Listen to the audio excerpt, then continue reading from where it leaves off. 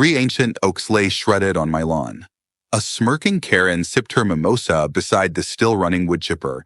This wasn't just vandalism. It was a federal felony. Those trees? Federally protected. Her crime? Irreversible. But Karen didn't know about the cameras or the illegal well she tapped. What happened next? Let's just say sewage was the kindest part. Let me rewind a little because, yeah, that story deserves context. I built my life around those oaks until Barbara, call me Karen, Wilkes declared herself HOA queen. Her weapon?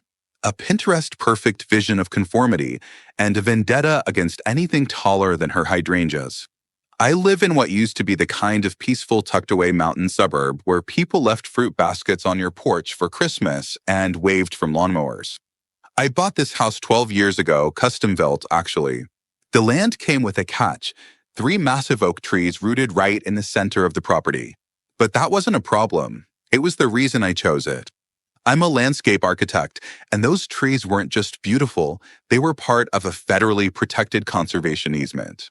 I even named them quietly in my head. Yeah, I'm that guy. Anyway, life was good until Karen moved in next door. Karen, whose real name is Barbara but insists everyone just calls her Karen, came in like a blonde bob-cut tornado in yoga pants and wedge heels, declaring herself the savior of property values and community spirit.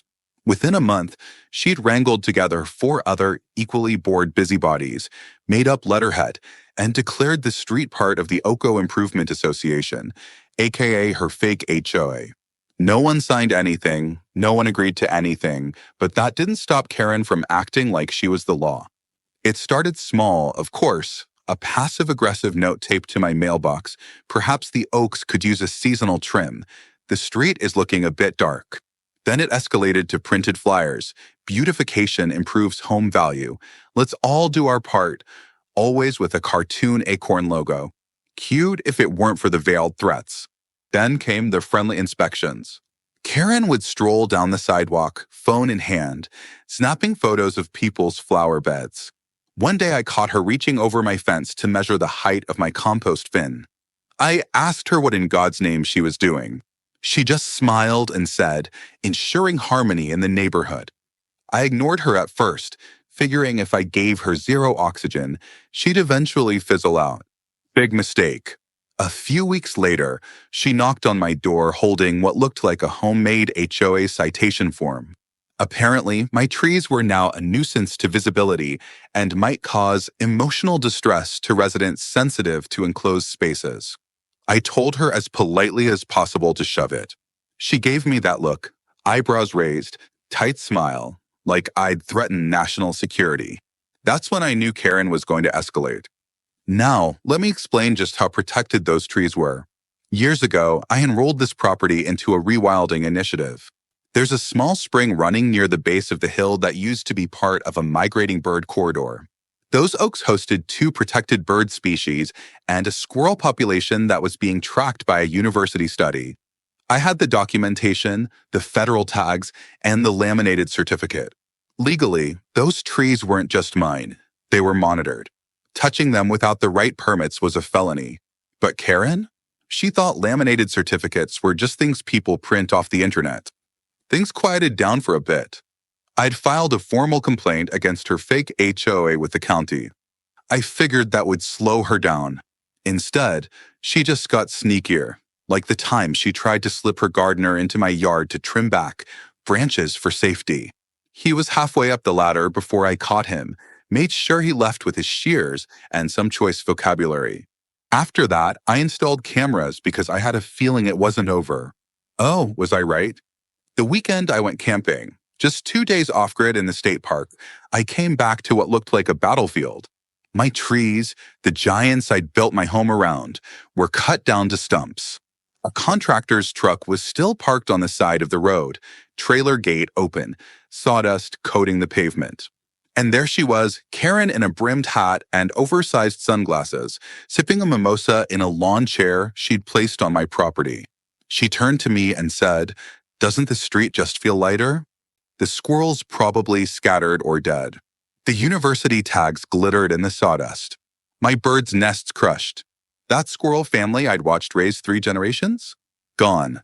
Karen toasted to better sight lines with her mimosa. I toasted to federal prison. One of the trees had a university tag still nailed to it, now lying in the grass next to a pair of work gloves. I felt something deep in my chest, like grief. That might sound dramatic, but when you've nurtured something for over a decade, it's not just wood and bark, it's part of you. Karen, sipping her drink like she was watching a Sunday parade, said, "I'll send you the invoice."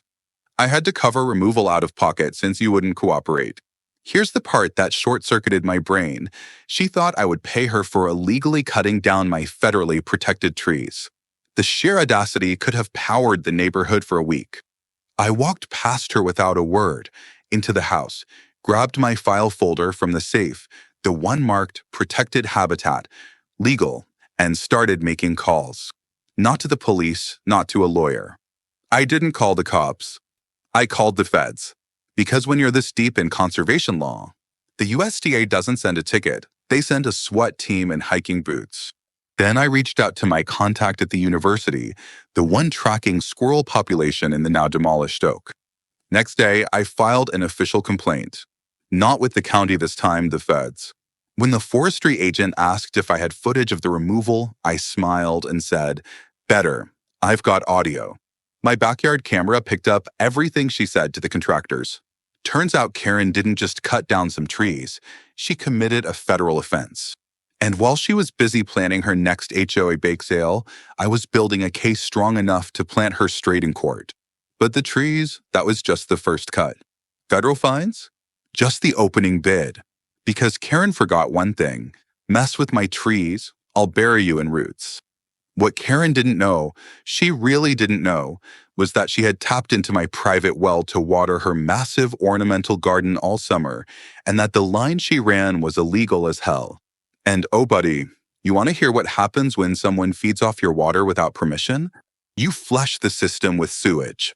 Funny, Karen never asked why her organic roses reeked like a frat house bathroom. Pro tip: never steal water from a man who designs septic systems for fun. First, though, let's talk about how the federal government reacts when someone like Karen goes full lumberjack on protected land. Spoiler alert, they don't bring cookies. I didn't sleep that night, not because I was furious, though I was, but because I was focused. See, unlike Karen, I don't do things impulsively. When I go to war, I don't throw tantrums. I file paperwork. And that paperwork, done right, is the kind of slow-moving avalanche that swallows people whole. By sunrise, I had every document timestamped, every photo labeled, and the audio backed up to multiple drives. My first call of the day was to the Department of Forestry. The woman on the line sounded half asleep until I mentioned the conservation easement number. Then her voice changed sharp, alert. She asked if the trees had been removed in full. I said yes. She asked if the property was still intact otherwise. I said mostly, except for the now decimated microhabitat and a few $1,000s worth of landscape damage. Then I sent her the photos. I could hear her gasp quietly before she said, "We'll be dispatching an officer." That was just the start. Next, I contacted the U.S. Fish and Wildlife Service. They already had a record of my land from the rewilding initiative. The biologist I'd worked with 3 years ago even remembered the property and the nesting hawk. When I told him the trees were gone, he went silent, not a stunned silence, an angry one. He asked if the oak with the aluminum tag had been one of them. I confirmed it. That tree alone had been used for 3 environmental studies over the past decade. Its destruction was more than landscaping. It was felony-level interference with a federally registered research site. Within 48 hours, agents from both agencies visited my property. They weren't in suits. They wore heavy boots and field gear, clipboards in hand, serious expressions on their faces. They surveyed the site, took samples, photographed the stumps, measured the root diameters. I showed them Karen's courtesy notices, flyers she'd so thoughtfully printed with her full name and HOA title at the top. Then I played them the audio. One agent just shook his head slowly. The other muttered, "People think because it's their backyard, they're exempt from federal law." I didn't say anything, just let the weight of their presence do the talking. Meanwhile, Karen was having the time of her life, at least on the surface. She'd hosted what she called a tree freedom celebration with a few of her HOA minions complete with cupcakes shaped like axes I wish were joking. Her freedom celebration, cupcakes? Evidence. Her Facebook bragging? Exhibit B. And that chipper she rented? A $200,000 paperweight. Karen wanted a legacy. Now she's a case study in United States versus suburban delusion. She even took selfies in my front yard, giving a thumbs up in front of the wood chipper before it was hauled away. What she didn't realize was that, by the time those pictures went on her neighborhood Facebook group, they were already in the inboxes of federal investigators. I wasn't sitting idle, either. I'd hired an environmental lawyer, expensive, sure, but worth it. Absolutely. He was a former EPA litigator specializing in conservation violations. When I showed him what had happened, he leaned back and said, "This is not just a fine. They're going to make an example." He drafted a cease and desist letter addressed to the entire HOA board. It wasn't just a friendly warning, it was a notice of potential personal liability for every member who had voted or supported the tree removal. He cited case law, environmental code, attached a scanned copy of the conservation easement, and made it clear anyone involved could be named in a federal suit. Karen's reaction was predictable. She called a neighborhood meeting at her house, of course, and tried to rally support with her narrative that I was an unreasonable tree hoarder with a grudge against community improvement. She actually used the phrase aesthetically aggressive vegetation. What she didn't know was that one of her own supporters, her treasurer, had already called me quietly horrified and handed over a recording of the meeting. In it, Karen admitted she'd hired the contractors herself and maybe fudged the paperwork a little. She even joked about forging a maintenance order and claimed the trees were probably diseased anyway. That recording, combined with my own, painted a very clear picture. This wasn't a misunderstanding. It was a deliberate act.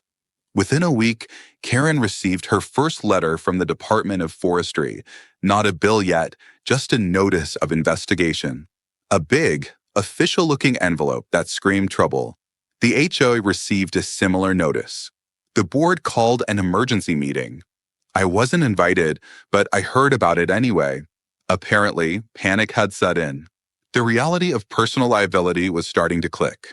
That fake HOA suddenly felt very, very real. Then came the call from the university, the biology department that had been tracking the squirrels. They officially withdrew from the project due to habitat destruction.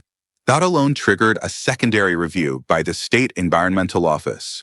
And here's the kicker, because the project was partially grant-funded, the university was now considering legal action to recover damages. That meant not only had Karen cut down trees, she'd jeopardized a funded scientific study.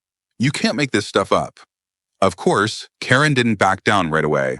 She doubled down, marched up to my door with a stack of documents, badly printed, barely legible, and tried to claim I had failed to post protected site signage. I laughed right in her face. Then I handed her a laminated placard I'd posted on the back gate 2 years ago, faded, sun-bleached, but still visible, right next to the university research notice. She stared at it, blinking like it had just appeared out of nowhere, then turned around and stormed off without a word. I knew what was coming next, a smear campaign. She went online, started posting in the neighborhood group, claimed I'd sabotaged her garden and manipulated federal agents with faked evidence. She even called into a local talk radio show, telling them I was harassing her. What she didn't know was that every public lie she posted or spoke only added fuel to the fire. My lawyer was keeping receipts, and so were the agencies. Then, right when I thought she couldn't get any bolder, I caught her gardener again sneaking into my yard, this time with a hose. I was about to charge outside and unleash hell when I realized something. He wasn't watering anything. He was connecting something. I followed the line, and it ran across the fence into her backyard and straight into a splitter from my private well system. Oh no, she wasn't just stealing water. She'd installed a hidden valve system to siphon from my property for months, all while publicly calling me a threat to community values. She'd been tapping into my private well to keep her imported lavender bushes alive during a water restriction. The moment I realized it, I smiled. Because unlike the trees, which were protected by federal conservation law, this fell under a whole different set of legal categories: theft, utilities trespassing, property damage. And if I wanted to get creative, oh, could get real creative. Would I ruin her garden? Obviously. But legally? Oh, it's better. I didn't yell, didn't knock on her door. I just made a phone call, not to the authorities yet, but first to a friend I'd helped with property design years ago. He worked for the local sanitation department, and he owed me a favor. Because if Karen wanted to water her yard with my system, she was about to find out what happens when you cross the wrong valve. You'd think, after getting a letter from the Department of Forestry and having her name added to an active investigation by the U.S. Fish and Wildlife Service, Karen would at least try to lay low.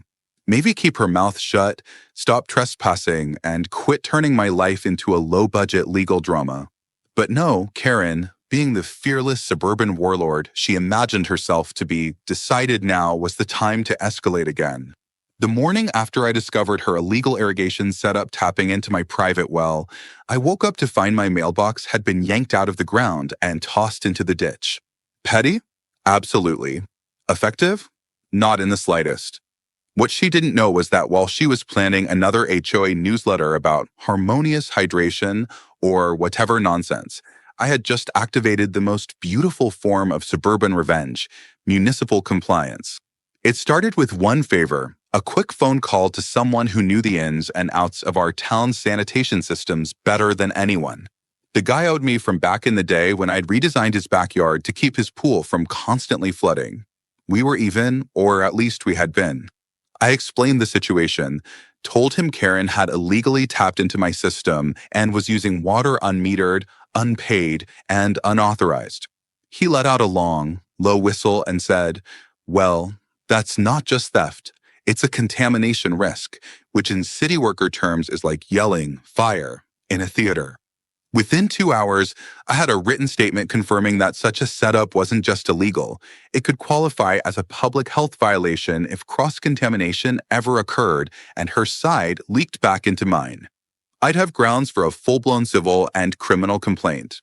No, I didn't go nuclear immediately. That's not how you play this game. No, I let her keep using the water just a little longer, long enough to install a little surprise in the system: a redirection valve, put in by a professional plumber, that rerouted anything pulled from that line into a very specific source. An unused gray water tank on the side of my property. And that tank had recently been used for septic system backflow testing. Let me put it plainly: the next time Karen ran her sprinklers, she'd be fertilizing her lavender with recycled sewage water. Legally, it wasn't even tampering. The valve was entirely on my side of the system. I had the plumber's certification, and I had my own water source. Karen had stolen from me. I simply returned the favor. The results were immediate and disgusting. 2 days later, her prized garden smelled like a portable toilet at a chili cook-off. Her grass began to yellow, her decorative ivy started to droop, and her outdoor yoga group canceled indefinitely. She tried everything: more fertilizer, spraying it with perfume, even bringing in a landscaping company to diagnose the issue, but nothing worked because the system kept pumping tainted water. The more she used it, the worse it got. Best part? She couldn't prove a thing. When she finally figured out the water was coming from my property, she stormed over in a fury, fists clenched, ready to unleash some HOA-fueled tantrum. I met her on my porch, calm as could be, sipping a lemonade like I was hosting a garden party. She yelled, "You poisoned my garden." I smiled and said, "Karen, you've been stealing from my private well for months. I didn't even know until last week. But hey, if you want to file a report, go ahead. I'm sure the authorities would love to hear how you installed illegal piping across property lines." She sputtered, stammered, turned a color I can only describe as rage mauve, then stormed off. I called after her, "Make sure to use gloves when you're pulling those plants. Gray water can be tricky." That was the moment everything shifted. Karen had always seen herself as untouchable, the queen of cul-de-sac compliance, but now she was rattled. She stopped smiling in public, stopped walking her little dog past my house. Her confidence had cracked, and the federal agents weren't even done investigating yet. Then, one glorious Tuesday morning, it happened. It started with a knock at her door, an unmarked car, two agents in plain clothes. I watched from my front porch as Karen opened the door, looking confused. She stepped outside, and they showed her their badges. I couldn't hear everything, but I saw the way she froze, the way her face dropped. One of them handed her an envelope. She tried to argue, probably gesturing toward my house and throwing me under every imaginary bus she could, but it didn't matter. These guys weren't interested in HOA drama. They were building a case. Later that afternoon, I got the call. The Department of Forestry was issuing a formal violation notice to the HOA, estimated damages, $887,000. Karen, as the acting president and signer of the contractor form, was being held personally liable for $15,000 of it. And that was before the potential restitution for the university grant. There was a hearing scheduled. They asked if I'd be willing to testify. I told them I'd be happy to, but I warned them I tend to get very emotional when people destroy endangered wildlife habitat. Karen's empire began to collapse from the inside. The HOA board, now terrified of being dragged into a federal lawsuit, turned on her faster than a cat hearing a vacuum cleaner. A vote was held quietly behind her back, and she was officially removed as president. Her little HOA club dissolved. The flyers stopped, the notes stopped, the passive-aggressive inspections came to a sudden screeching halt. Neighbors started coming out of the woodwork to tell me their own stories. Turns out Karen had fined someone for painting their garage door too bright. She'd yelled at a teenage boy for parking slightly crooked. She'd even once threatened to tow a neighbor's food truck trailer from their own driveway. Everyone had a Karen story. No one ever dared to push back until now. One neighbor, Marcy, brought me banana bread and whispered, "You're like the HOA assassin. You're doing the Lord's work." Another slipped a thank you card into my mailbox with a gift card for coffee and a single line, "Please never move." But Karen wasn't done yet. Her final Hail Mary came in the form of a lawsuit.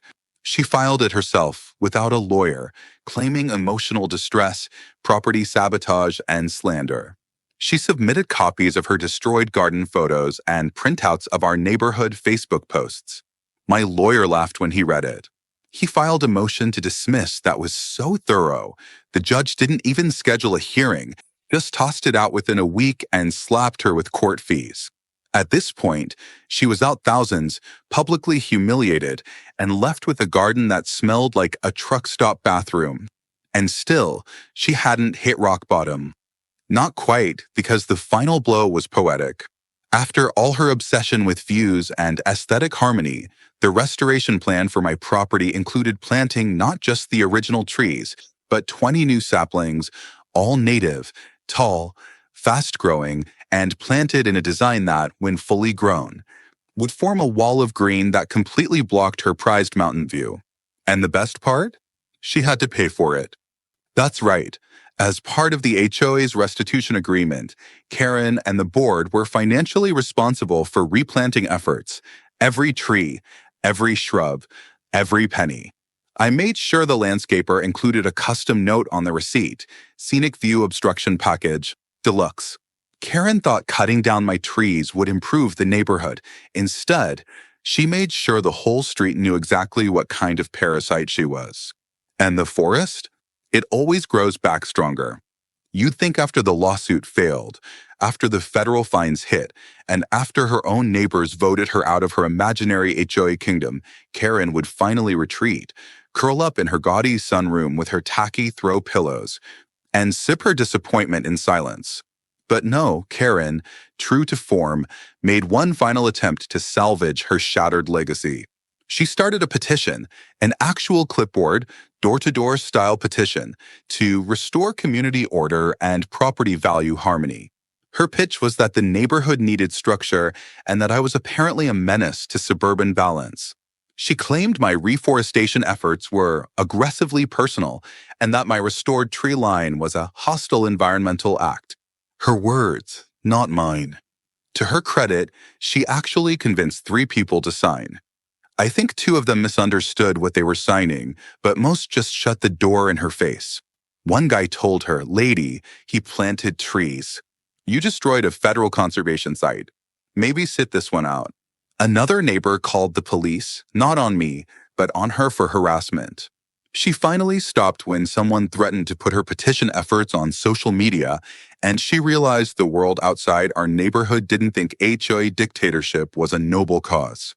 Meanwhile, the restoration efforts on my property were in full swing. The forestry agency partnered with a local eco-contractor to plant 20 native saplings, plus underbrush, pollinator plants, and even a couple of nesting structures for birds and bats. The plan was stunning. It wasn't just about replacing the 3 oaks Karen had butchered. It was about rebuilding an entire ecosystem. And it was happening fast. Every time I looked out my window and saw that green wall rising again, I felt something that almost resembled peace.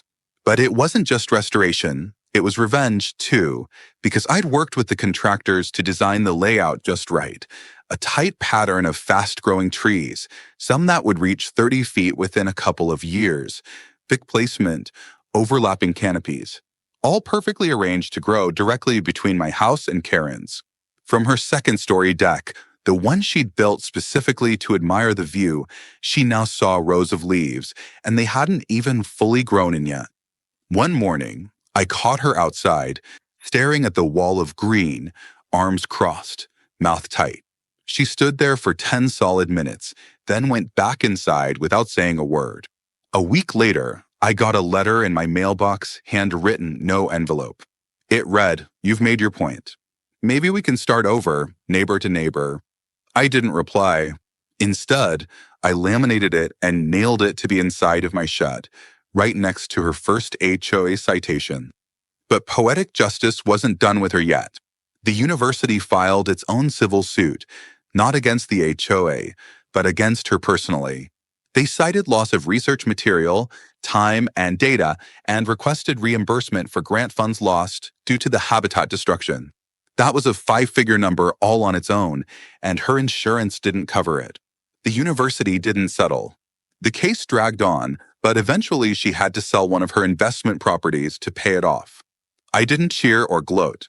I just stood in my yard, planting milkweed for the butterflies, knowing the ecosystem was healing, and so was the neighborhood. What came next was almost peaceful. The air felt lighter, people smiled more, neighbors started having casual chats again like they used to before the HOA madness infected everything. Someone even hosted a block party, the first in years. Karen wasn't invited. She watched from her window as we grilled burgers, played cornhole, and laughed like people who actually liked living here. The silence from her property was its own kind of music. Months passed. The saplings grew taller, my garden came back in full, and the hawks returned, new ones, younger, including a fledgling we called Luna. A pair even nested in one of the new trees. The university biologist sent me a handwritten thank you note and a print of one of the squirrels they tracked before the destruction. Apparently, a few had survived and returned. That photo went on my fridge. Then something happened that honestly I didn't see coming. The new HOA, yes, a real one this time, formed legally with community vote and oversight, approached me. They wanted me to join the advisory committee, not as a board member, but as a sort of environmental consultant, someone to make sure nothing like this ever happened again. I said no at first. I'd had my fill of drama and passive-aggressive policy, but they insisted. They wanted someone who actually knew the land, someone who had earned the community's trust. To be honest, a part of me liked the idea of using what I'd learned to make things better, so I joined quietly. No title, no flyers, just a voice in the room saying, maybe we don't need to micromanage people's lawns, and reminding them sometimes the best improvement is leaving nature the hell alone. Karen, by this point, was a ghost. She still lived there, but rarely left the house. The only time I saw her was when she'd step out to water her now pitiful garden, still trying to revive those lavender bushes that never bounced back. I overheard a new neighbor once ask her why the yard smelled weird sometimes. She muttered something about poor soil and went back inside. Meanwhile, I kept living, kept planting, kept watching the canopy rise higher every season. I built a tree house, yes, an actual tree house, in one of the new oaks, not for kids, but for myself. A quiet spot to sit and read or sketch designs for clients, or drink coffee while watching squirrels reclaim their kingdom. It overlooked Karen's yard. I didn't plan it that way, but I also did not plan it that way. Every once in a while, someone new moves in and asks about the massive green wall between our yards. I always smile and say, oh, that's the result of one woman's fight for a better view. When they laugh or ask what I mean, I just tell them to ask literally anyone on the street. Karen came for control, and she lost everything: her power, her influence, her beloved view. But more than that, she learned the same lesson every self-appointed tyrant eventually learns when they mess with the wrong neighbor. You can cut down a tree, you can poison a garden, steal water, spread lies, and bully your way into leadership. But you can't outsmart a guy with a memory like mine, a legal file thicker than a Bible, and absolutely nothing left to lose. The roots always run deeper, and when they grow back, they don't just reclaim the land. They block the view, build shade, invite life, and remind everyone exactly who won. Karen wanted an open horizon. Now all she sees is green.